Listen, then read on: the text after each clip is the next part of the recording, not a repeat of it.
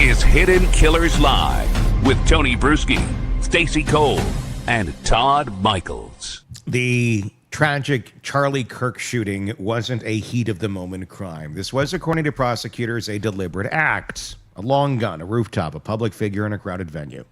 And behind it all, if the state's allegations are correct, a handwritten note, a digital trail, and more than a week of planning. Tyler James Robinson is now facing the death penalty for the killing of Charlie Kirk. The prosecution is calling it political targeting, but here's the part that matters most right now.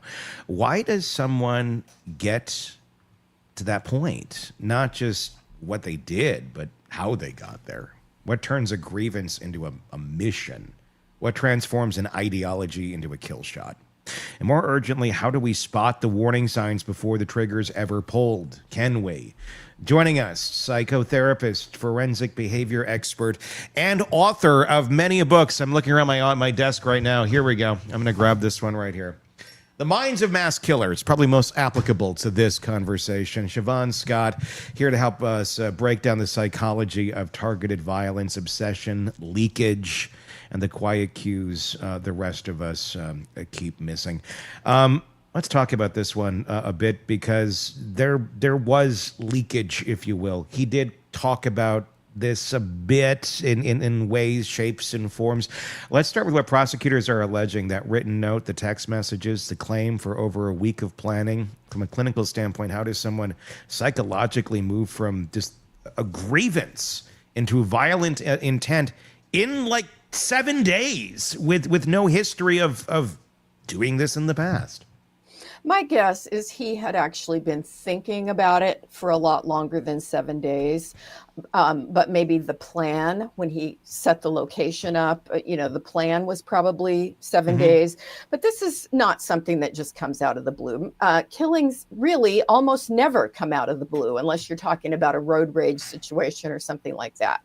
So I put this in the category of an ideological assassination. I don't think he was overtly political, not just driven by that. But I think he saw Charlie, and there will be differences of opinion on this. I really know the two sides. He saw Charlie as causing harm. And I think he developed a sense of moral righteousness, that he would be like a soldier doing the right thing by killing him. And I have to say, quite frankly, there is alarming buzz. I spend a lot of time on social media, all over social media on the right and the left, of people who have become so polarized. They make jokes about killing people on the other side. And how many times do they start fixating on that and really come up with plans? Because in truth, we are living in a war zone in the United States right now. I'm an old person, relatively speaking. And I have never seen, I lived through the 60s. I was a little kid, but I remember how contentious everything was. I have never seen the talk of violence, the calls for war, the calls for succession of states. We just want to break off from the US. I see this psychologically. There may not be bullets flying everywhere, but there are more bullets flying, and people calling for civil war. And I think we're just in a very dangerous, psychic place in this country. And it's a culture war of ideas. And I think that is feeding this. We had the assassination of Melissa Hortman from Minnesota, the legislator there, and her husband and their dog. And the dog. Don't forget the dog. A few months ago. I think we're going to be seeing more and more of these kind of things happen until we can turn the heat down in this country, if we can turn the heat down in this country. And that's a big question. I mean, and the moral righteousness, that's what seems to be the justification that people who go this far stand behind. They believe they're doing something greater. They're doing something bigger. It's for a bigger, better cause. But is someone like this, Do you think he thought about his future at all? What was going through this guy's mind? Was he thinking, okay, I'm going to do this and I'm going to get away with it? Or am I going to be a hero and I'm going to somehow jury nullification's going to save me? Like we hear that word being thrown around with the assassination of the United Healthcare CEO and Luigi Mangione. What the hell? I mean, I get people having their moral righteous standpoints, and it's not super healthy no matter what side you're on, but to act and to do something like this with no seeming regard or is it ignorance of what the repercussions would be for you if you in fact go as far as this guy did? You know, I view this as a part of the adolescent brain because up to age 25, you've still got an adolescent kind of brain. Most parts of your brain are fully developed except for your prefrontal cortex, which makes you logical, which makes you think ahead, which makes you think about consequences. And the 18 to 24-year-olds commit a very large percentage of crime in this country, in everywhere. And it's because they're impulsive and they don't think things through. They don't think about consequences. That's why car insurance rates are so much higher for teenage boys. They're 23% of the arrests in the country are males between 18 to 24 years old. And that says something about the way their brains function. You know, they're not necessarily thinking consequences through very well. You know, and we talk about that a lot, where obviously that's physiology. That's something that we can't control the rate at which we develop. But can we control the rate at which we want to exercise it with younger people? Are we not doing enough of that? Are we doing too much of, well, it's not developed, so they're not going to do it? I don't know. There's a lot of people who, you know, can clearly look a little bit down the road at that age and not make horrible choices. Is that something that some just develop faster and then they have this ability? Are there some that literally it ain't there? It's just not there yet, so they can't make it, and there's no exercising it, and there's no teaching it, and there's no way of getting that moving and those connections happening faster than which their body will allow it to. Yeah, I think most people who are well parented do better than those who aren't. But in all indications that we have at this point, he came from a nice family. He was well parented, so it's tricky because to what extent is it maturation? And then we should throw in there are some people whose brains never develop really well, and so they stay impulsive, you know, going into their adult years, and that's just sort of their lifelong pattern. It's very tricky. You know, again, I look at culture. We've got a gun-saturated culture because you look at every country in the world and you've got the same brains. You've got impulsive adolescents. I mean, that's just part of the human condition. But you don't see everybody picking up guns because there aren't guns everywhere. I was going to ask that. So you have thousands of outraged people on both sides, thousands upon thousands. But then there are these, grievance collectors? Is that, I think I read that somewhere. Robin says wound collectors. Okay. Okay. Yeah. Similar in thought. That, is there a catalyst? Is there something that pushes these people? Because boy, I'm outraged by a lot of different things I see in today's world, and I'm not going to go into great detail, but I haven't acted. You know, I do what I can, but I'm not going to go bare arms and head to the streets. So what happens in these people's minds that they go, well, it's me or nobody. I'm going to go do this. What is that? You are not an adolescent boy. You know, thank God. Who plays lots of violent video games and has a lot of guns in the house, and you know, you're just a very different person. I don't ever go there. But I do have guns. That's the difference. And we've joked on this show that I've got like 6 big knives located in my apartment, and which I have is not healthy and should not be encouraged. But I'm stable, and I understand when to use these things, and I know there's a lot going on in our world, but I don't feel the need to go grab my guns and head to the But streets. that's your well-functioning prefrontal cortex. You're an intelligent woman, you're a mature woman, you can look ahead. And yes, somebody's mentioning hormones. That has testosterone. I'm sorry, Right. men commit 90% of violent crime. Hey, And I'm in menopause, so I could be outrageous as well. we're not going to plant that seed. Let's not I know, plant I that know. seed. But in my book, I use the term injustice collectors. And Okay. this is really a bit different than I think the perpetrator in the case we're talking about, because that fits mass shooters. And I just want to emphasize that a targeted ideologically driven assassination is very different from somebody that goes out and tries to kill all the kids in the school, or all the Jewish people in the synagogue, or all the Black people in the market or the church. Those are folks who are driven with some really dark personality forces. They tend to be psychopathic, narcissistic, paranoid, and they see everything that goes wrong in their lives as this other group of people doing something to them. They tend to gamify this, so they follow each other online. They want to get higher kill scores than the other mass killers. It's got a really specific psychology, and that's really what my book is about. And so an ideologically driven assassin is very different, because usually it's one issue and something that they feel this strong, this person is doing so much harm.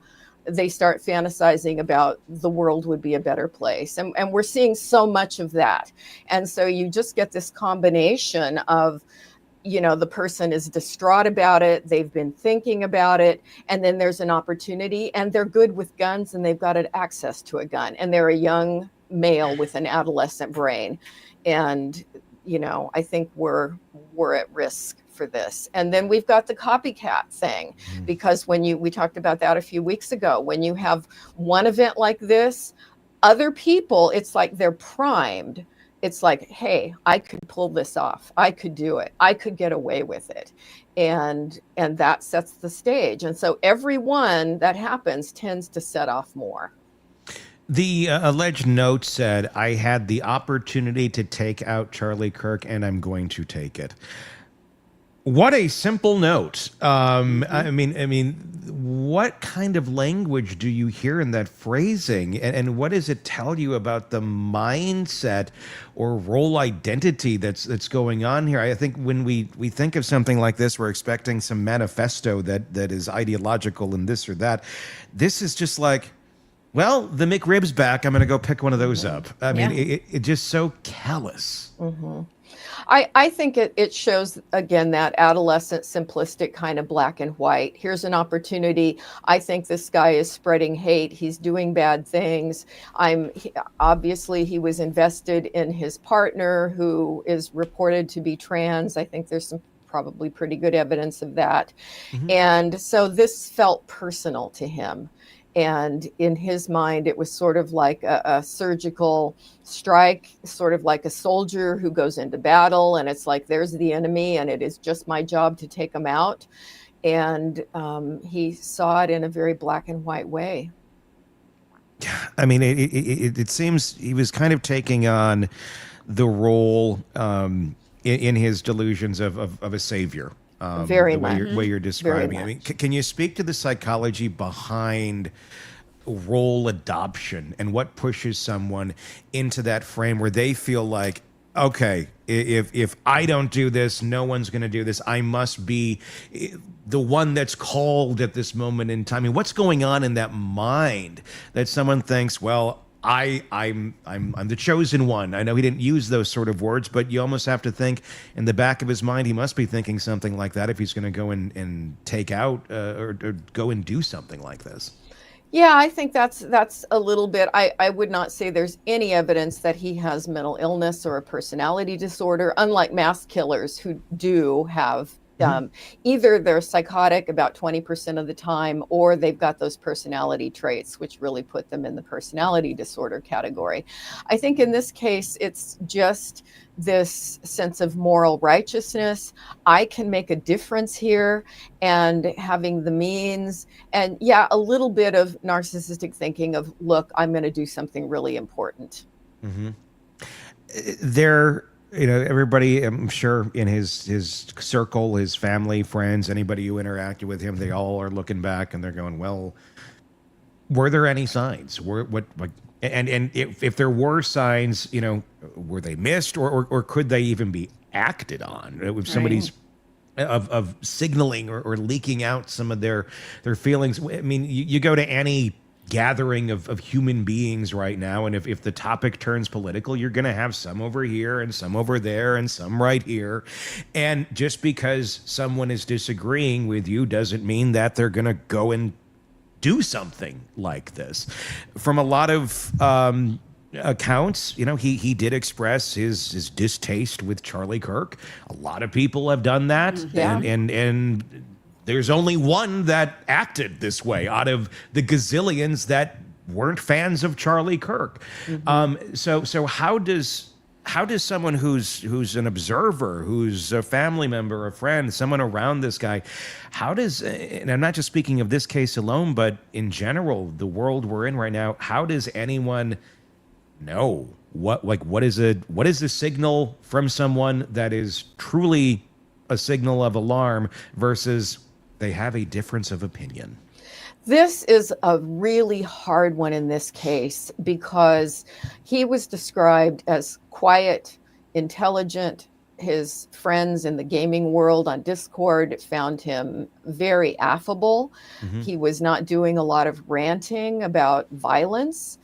And for the mass killers who've really got the personality disorders, often there's months or even years of leakage where they're writing about murder, where, if they're in the psychopathic category, they have a history of violence, they've killed animals as children. The Parkland mass killer actually would kill animals and then bring the dead animals to school. Excuse me, not a way to make friends. That's really an interesting show and tell item now, wouldn't it? Yeah. But wait a second. Sitting here, I'm smack dab in the middle of Wisconsin.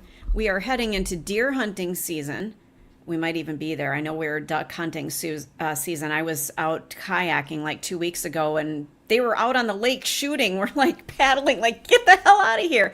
But it's a big deal around here. It wouldn't be anything weird to kill a deer and bring it to school. There's a difference between deer hunting and, going and killing small animals around your yard for fun. Yeah, it was small animals. And he would bring them to school to upset the girls. And I mean, just look what I did, and mutilating them. And and so there are cases where the Sandy Hook killer, as of third grade, fifth grade, he was writing stories in school about murder. It was like leakage. Sometimes they've posted, the Santa Barbara killer posted videos online that were really rather horrific. And, so people, and sometimes, they'll pose with their guns and social media and make statements, I am going to be the next school shooter. I mean, there has been dramatic cases where leakage was missed. So in this case, I'm not seeing that there were these warning signs. Yeah. And maybe there were, maybe there weren't. We don't know of them yet, at least. But in cases like you just cited, okay, leakage. They brought the dead animals to school. They were writing disturbing stories. None of those are crimes. And unfortunately, I don't know, depending how you look on it, there's nothing you can really do. You can't lock somebody up for those sort of things, and especially if they're kids. So I think that's where so many people, and there's so many families and parents, or just concerned adults who know somebody's kid that is acting, concerning. Okay, sign, see something. Everybody's talking amongst themselves now. It's the do something part. Yeah. But do something. I don't know if we always equate do something as law enforcement's going to step in and save the day.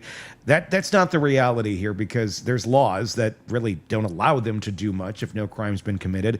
So it's that do something part that seems to be missing. But what are we missing in society? We're seeing something. We're saying something. What needs to be done that's not being done? Oh, get, if parents are made aware of these kind of things, stories, internet posts, Facebook, things like that, get the kid to a good therapist who specializes in adolescents and children. I close the book, the Mass Killers book, with a story of a kid that had made a threat, teenage boy, and came to therapy. And it was a pretty credible threat, other than there were no guns in the house. I think if there had been guns in the house, he might have acted on the threat. But he came to therapy. And so I sort of go through that story and how I worked with him. And he ended up taking a very different direction in life and ended up having a good life. So that's one thing. But are there other things? Yes, because maybe the family doesn't have resources. Maybe they live in a community where there, aren't good options for therapy. So what we really need, and this is recommended, by all the experts, are intervention teams that are made up of a person or people from law enforcement, a therapist, and people from the school. And so if somebody sees something, let's say one kid says, hey, he was talking at lunch about bringing a gun and blowing people away. You need to report that to the administrators of the school, and then they need an evaluation by a team who goes out into the home, who talks with the family, who talks about what kind of access to weapons do they have. And he may need all kinds of intervention services, or they may determine that it was an empty threat, but they're going to monitor him closely. And there aren't very many places where we have teams like that. And so that's another recommendation I make. We need really good intervention teams, and it's worth it. Shavaun, when a troubled teen sits down in front of you for therapy and you see them having made some threats, they're angry at society, they don't fit in school, so they're claiming they're going to go do something. Where do you begin? And I don't want to derail the conversation away from what we were talking about, but what is your first step in, I need to see what's going on in this kid's mind? You've got to build that therapeutic alliance with them and connect with them. Really let them, this is in-depth therapy. It's not like a quick talk with the school counselor. You've got to spend a lot of time with them, find out about what's good in their lives, what's not so good in their lives. And obviously there's usually a laundry list of things that are not going well in their lives. So you want to help them know that you are on their side, you're rooting for them, you understand. And this is pretty in-depth stuff, because number one, they may not want to be there. So you have to in the beginning, validate, it sucks to have to go talk to somebody like me when you don't really want to do that. And usually once you start validating that, they start to trust you. And sometimes it's just like the floodgates open and you help relieve some of that pressure. And then are they really pissed off at their parents? And so you may have the parents come in for a separate session and talk about, how are you coping with the stress at home? And maybe you can give the parents some other ways of interacting that are going to be more effective and work better. And then you want to help the kid find hope. Sometimes, in the case I mentioned in the book, they need to be in a different school. There are schools that are smaller. We had an option for high school even though it was a small community I lived in. It was for kids who had special emotional needs. And so the staff, it was a very, very good staff to student ratio. The staff were all trained in counseling techniques. They got a lot of attention, and they really really focused on let's work with their strengths. You've got to help kids like that find hope. And so I'm a real believer that intervention with good therapy, with somebody who can work with kids like that saves lives. And we'll never know how many lives are saved because somebody got their kid connected with a good therapist. And that's, lovely. And I completely 1000% agree. But what about the large chunk of them that are going to be coming from homes that the parents are unaware for whatever reason? They're too busy. They don't care. They're in their own world. They're like their kids. And, saying there's something wrong with my kid is a direct insult on them. So we don't want to raise any sort of suspicion or any questioning of the children's mindset or behavior because they're fearful that it's going to negatively impact them. What do you do when you're the parent and your kid's telling you about somebody else at school that's doing something a bit weird and off and it's reported, but therapy's not required? You can't make therapy mandatory, at least not right now.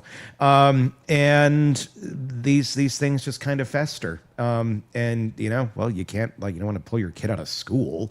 Unless the threat's like, something's going to happen tomorrow or something of that nature, but it lingers. And then we all just, as the rest of society, have to put up with every horrible parent's poor decision-making for little Jimmy that they can't admit has some problems and needs some help, but is not getting that help. Another thing that happens, I last time I looked at data, it was only 30% of the schools had an embedded mental health counselor, not just an academic counselor, but a mental health counselor in school.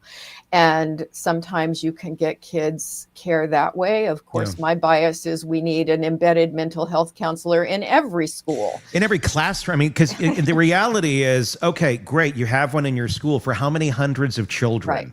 Right. Right. Yeah. And we're talking now in the government of pulling all mental health people out of school, right? Kids don't need that. They just need the 10 Commandments written on the wall in the classroom. And every kid deserves a Smith & Wesson at their desk. Right. Right. And bottom line, if let's say my kid comes home and said, Josh at school says he's got a gun and in the next 3 days he's going to come and take it out on, Mrs. Jones' math class or something. 1-800 call FBI. Yeah. Make that call. We're talking with Shavaun Scott about the Charlie Kirk assassination. What happens next? What's going on? What was going on in the mind of his assassin? And where we're at in our country, where things are going, where we're at, and the threats, the reality, the uncomfortable atmospheres that all of us live in, no matter who you are, where you are, if you have kids in school, if you don't.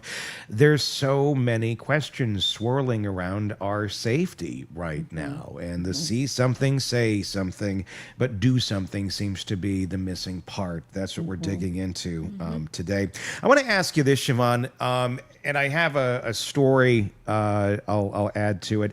How much problem is there with burnout amongst educators, amongst authorities, amongst counselors within their schools, amongst, okay, we see something, we say something, and now we're going to notify who we're supposed to notify, but nothing happens. And then eventually they're just like, well, why do I keep calling the police? Why do I keep calling the FBI?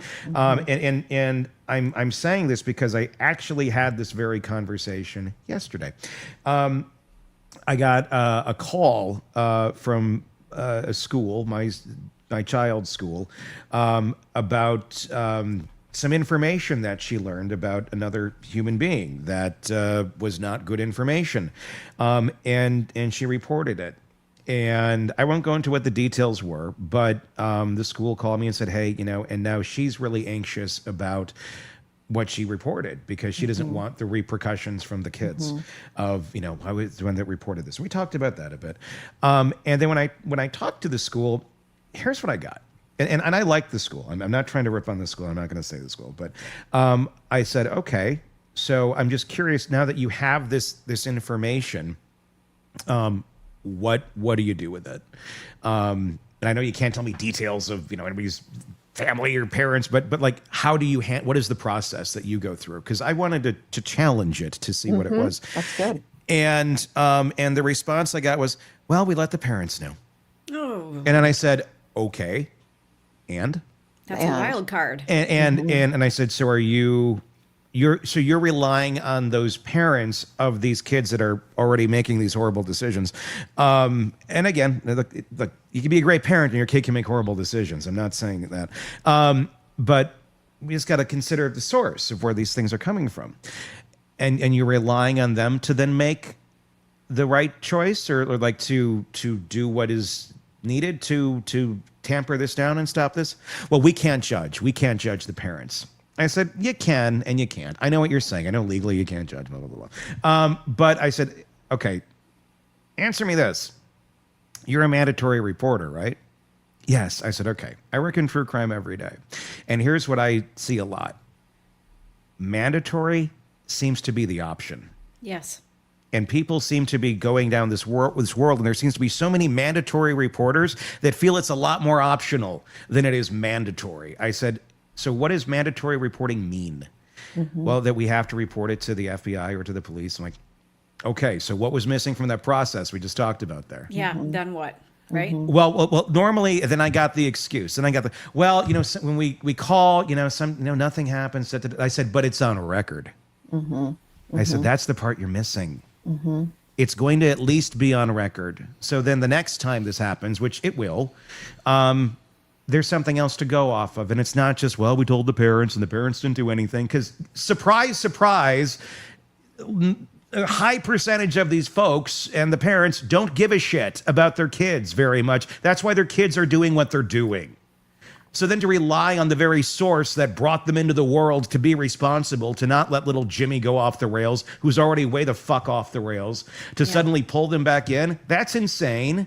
That judge away. Judge the shit out of that, because it's not going to fix the problem. They're not going to fix the problem. But my point is the burnout. And I felt bad for this. And I wasn't trying to be an asshole.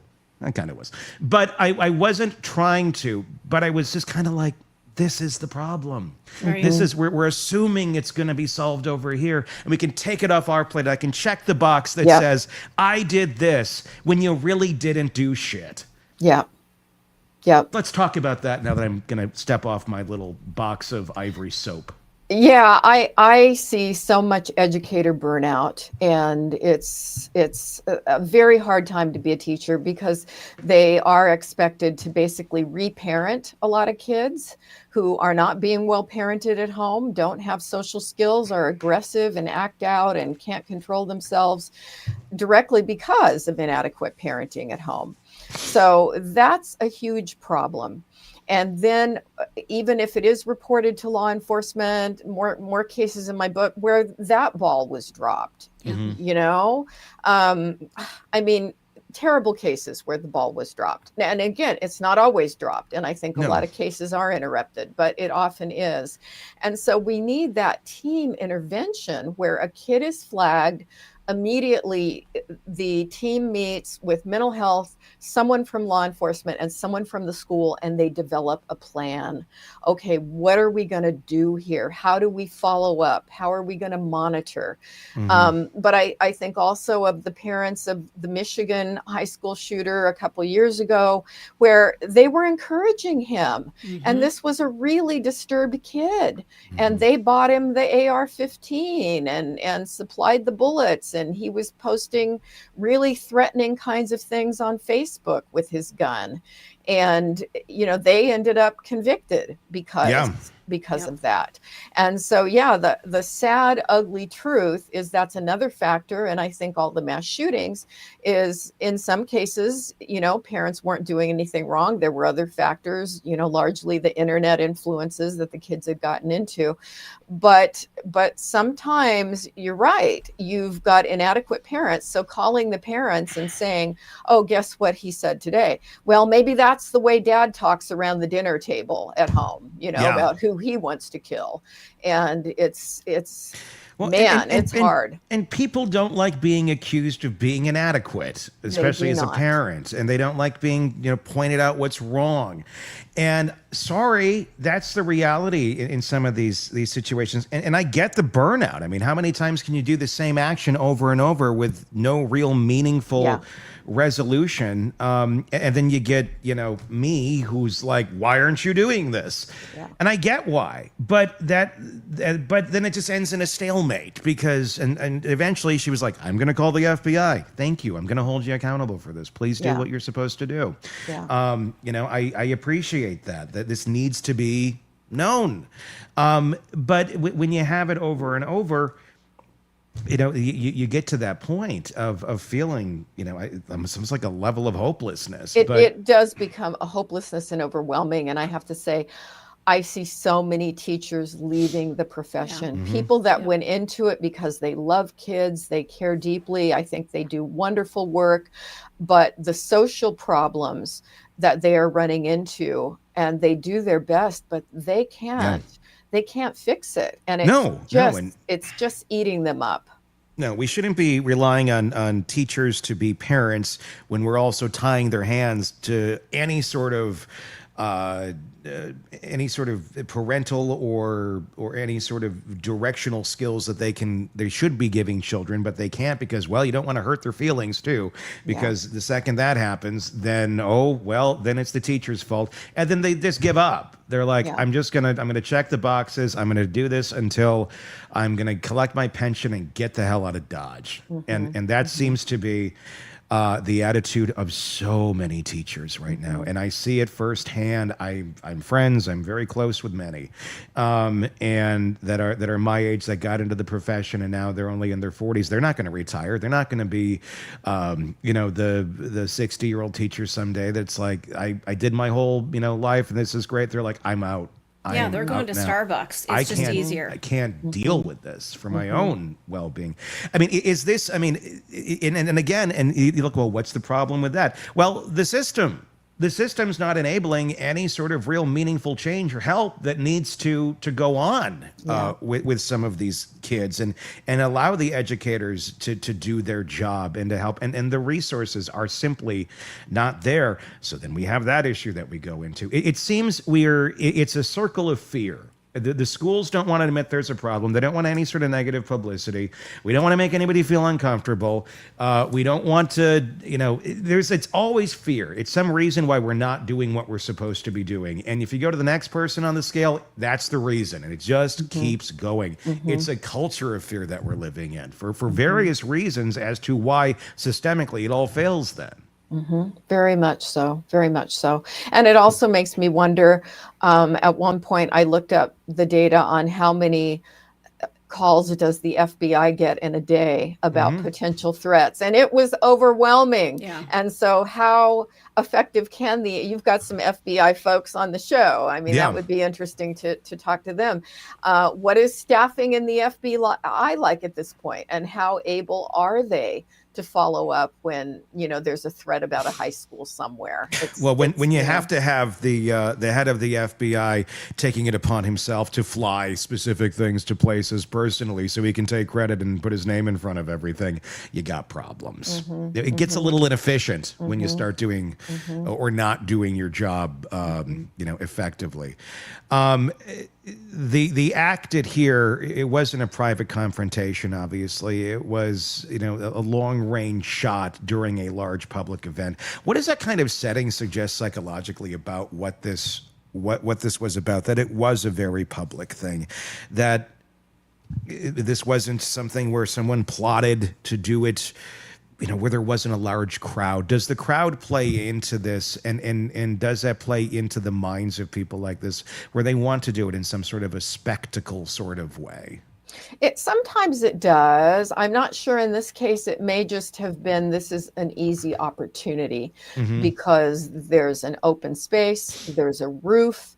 I will have a good angle for shooting, and that could have been as complicated as it got. Was he trying to make a statement to freak a bunch of people out? That's possible, but I didn't get the sense from anything we know thus far that he had any intention to hurt anyone else other than to just eliminate who he saw as his enemy.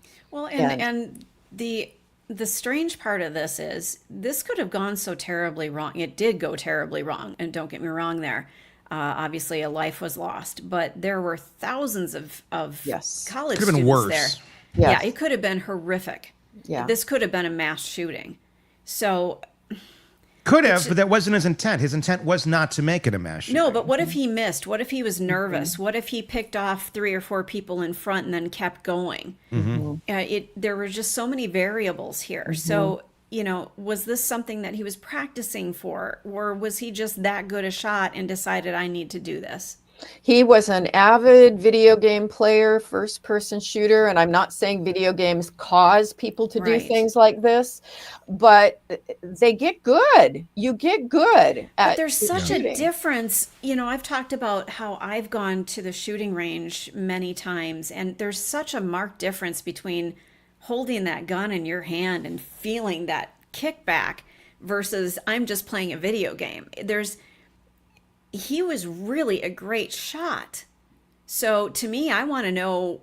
No, his family, they practiced. They He did learned how to do it. practice He quite a learned how bit. to do it. I mean, and then if you're every day sitting there simulating murder simulation on your video games, you end up losing the normalcy becomes what it is. Yeah. Becomes normal. Yeah. And that's just it. It feels very different to all of a sudden you're pointing at a human being versus a screen. But they're you know- not. But it's not a human anymore. Right. And you know what? When I've worked with soldiers who came home from Afghanistan, I said, how did you do this? Because they were very nice people. They were not psychopathic. They were sensitive guys, and they had their own post-war trauma. But I said, what was it like for you to be a sniper and to be taking a human life? And they said, I pretended I was playing a video game because I was a gamer. And that's where I just went. I had to hit the target, hit the target, hit the target. And so they were able to dissociate, I think, from the fact it's a target and they're not up close. It's not like they're stabbing someone, same thing with the people who use drones. It's very much like a video game. I've talked to them because they will assassinate at remote distances with a drone. And so it's that desensitization process that they go through. And it looks just like a video game on a drone. Yeah, it you know? does. Yeah. Yeah, I mean it's identical. I mean, and if you can get into that mindset, and then you get so desensitized to reality. The term that gets thrown around on this one, and really in all measure, oh, he snapped. He must have went crazy. Obviously, it goes far deeper than that to get in front of any of this. And we've talked about all sorts of lovely ways that, if enacted, would save lives, without a doubt. Is our society remotely intelligent enough or smart enough to actually do any of these things? And if they're not, to the level to which we described, how the hell do we get there? What on a simplistic level? I mean, because at the end of the day, the mindset of most people is basically operating 8-year-olds in adult bodies. How do we communicate this to the people that need to have this communicated of what to look out for, how to get into a better place? Shavaun, solve the world's problems right now. I Right know. now, huh? you've got 4 minutes. Go for That's it. why I write these books, right? It's like I get my Yeah. books are the result of me being frustrated. Sure. And if something is bugging me and I'm writing about it over and over and trying to educate people, it's like, okay, let's just put a book out here and see if anybody will read it. But of course, the people who need to read these kind of books aren't reading. No. They're not. They're out at the shooting galleries. Yeah, and ranting they're playing and Call of raving. Duty. Yeah, exactly. So it's my frustration. I acknowledge some burnout over it. We keep talking about it, just like you like to do. We keep pushing prevention. We keep pushing the need for for mental health people in school that can catch the third grader writing stories about murder. We want to keep plugging away at it, but it does feel like, bailing the ocean with a teaspoon sometimes. And the more and more time kids are disengaged from real world and social relationships and productive activities, the more time they spend online going to very dark, unhealthy places. It's a concern. I think that's why we're seeing so many more mental health problems in kids, because they're not spending time in productive activities, real life activities. They're off in the virtual world, and they're not in good places, many of them. I mean, What is the? Oh, go ahead. go ahead, Stacey. What is the difference between a budding serial killer or a budding mass shooter and maybe an up-and-coming Stephen King in third grade with a vivid imagination? One shops at Borders, one shops at Walmart, one shops at Target. There's your difference. It just popped up, in my brain. Like, I've known some of these dark individuals who wear all black and they wear capes and they write Me on Halloween and other times. Yeah, Shavaun. Yeah. But what is the difference between just this creative soul that you don't want to crush, in third grade, but they're dark? I think there's a difference. It may be subtle sometimes between kids, let's say the goth lifestyle. My daughter, right, is into the goth lifestyle, but that's different than writing a story as a young child about cutting your mother's head off. You know what I mean? It's the degree of violence. And I've often said, I would be kind of, I think he's mellowed out in his old age, but I would have always felt a bit uneasy living next door to Stephen King or having him over for dinner.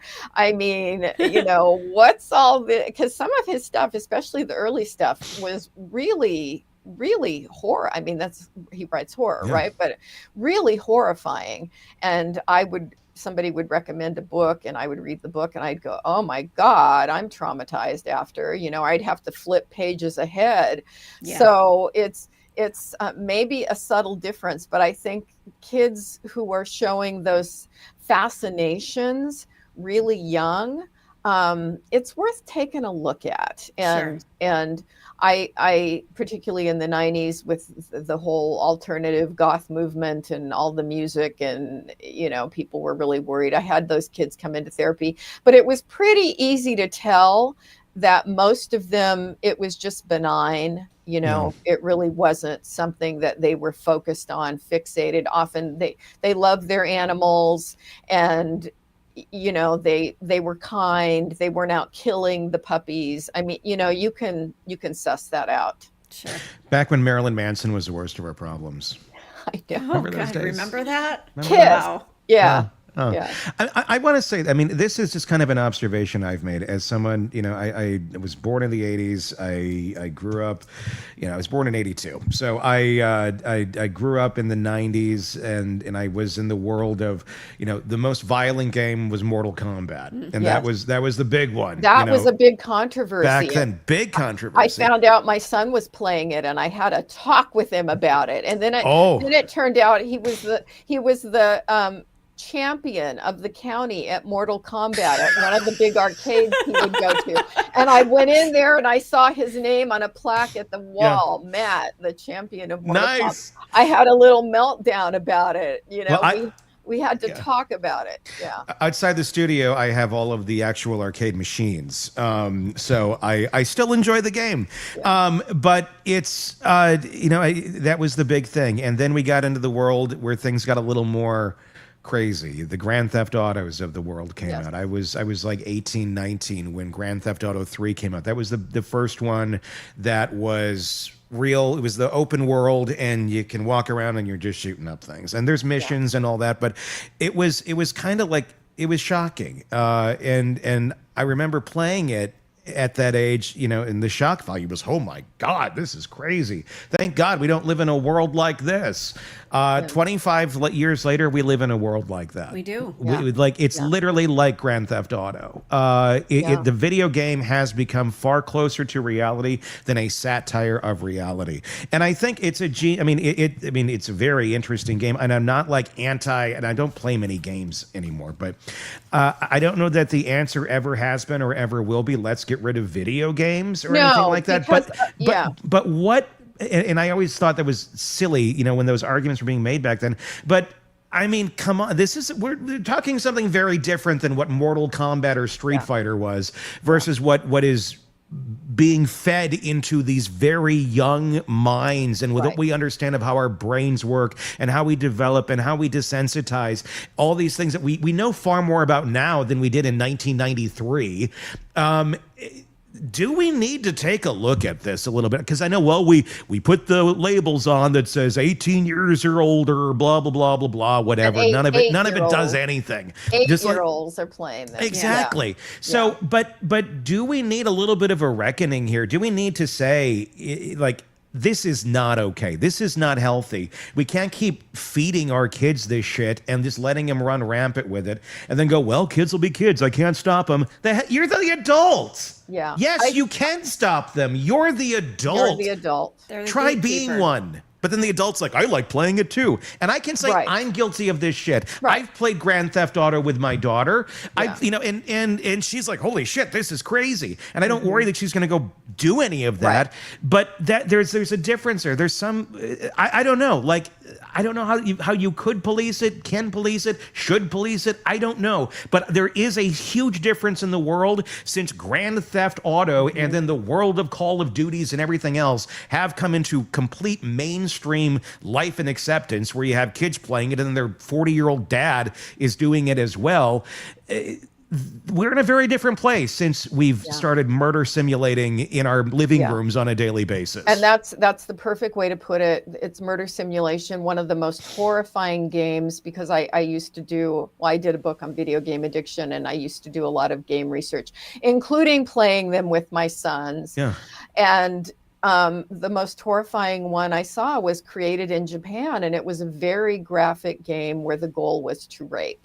Jesus. And explicit and very sexualized. We thought our games were bad here. And well, you could get it here. Oh God. Yeah, and probably still can. So I won't name the game, but yeah, you consider 8-year-old, 9-year-olds, 10-year-olds playing rape simulations. Yeah. Not to mention murder simulations. And so when we look at turning down the heat in our culture politically, trying to find more common ground, get people to stop thinking with such extremist ideology, and giving our kids more pro-social positive activities, because it also has a lot to do with the amount of hours they're spending on games versus doing productive activities in the real world where they're making friends and playing sports, doing scouts, things that are healthier for them, because a lot of these kids that have done mass shootings, they're playing violent games all the time. Yeah. And so it's not necessarily that they're playing a violent game, but it's the amount of time they're playing. And some of them have used the games as rehearsals. So they play in a qualitatively different way. If they were just going to harness this for good, can you imagine what they'd accomplish? Well, if we can get into their worlds, and again, that requires parenting, parents being parents, which ultimately is probably the answer to 99% of these problems of parents not being parents, is getting in there and showing these kids and their brains, you're not going to have a conversation and go, you're going to like doing this better than playing the game. No, I'm not. The game, I like it. It's getting into their heads and showing the reward of something other than the video game that's just feeding it right at that moment in time over and over and over, showing them a reward that makes them go, oh, this is a lot more enjoyable than sitting here and doing this. Yeah. But again, requires parenting.